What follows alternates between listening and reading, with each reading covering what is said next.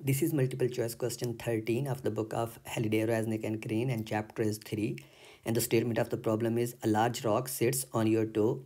Which of the concepts is most important in determining how much it hurts? तो ये बिल्कुल last multiple choice question की तरह है, जिसमें ये पूछा गया था कि अगर आपके पाँव के ऊपर कोई पत्थर गिरता है, इस केस में ये पूछा गया है कि अगर कोई पत्थर आपके पाँव के ऊपर पड़ा हुआ है तो आपको किस सिनेरियो में या कौन सी फिज़िकल क्वांटिटी होगी जो ज़्यादा हर्ट करेगी।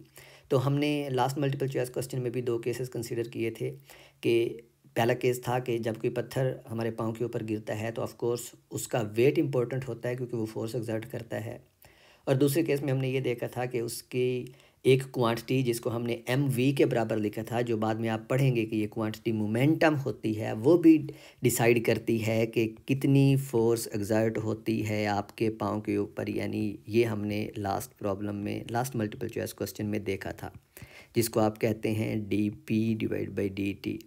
ये जो एम वी है इसको हमने पी का नाम दिया और आगे चल के आप पढ़ेंगे कि ये मोमेंटम होती है। तो इस सिनेरियो में जो हमारे पास सिचुएशन है वो थोड़ी सी मुख्तलिफ है। सिचुएशन ये है कि अब जो रॉक है, जो पत्थर है, वो आपके पाँव के ऊपर पड़ा हुआ है।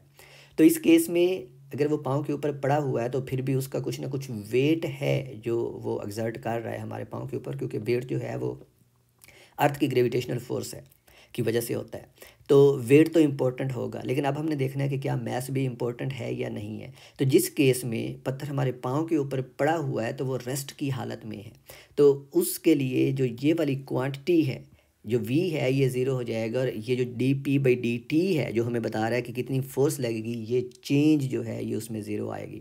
तो इसका मतलब है कि इस केस में मैस पे के ऊपर वो डिपेंड नहीं करेगा, सिर्फ वेट के ऊपर डिपेंड करेगा। तो इस सिनेरियो में जो हमारे पास करेक्ट ऑप्शन आता है वो ऑप्शन बी है, यानी अगर पत्थर आपके पाँव के ऊपर पड़ा हुआ है तो सिर्फ वेट डिसाइड करेगा कि आपको कितनी चोट लगती है या पाँव कितना हर्ट होता है।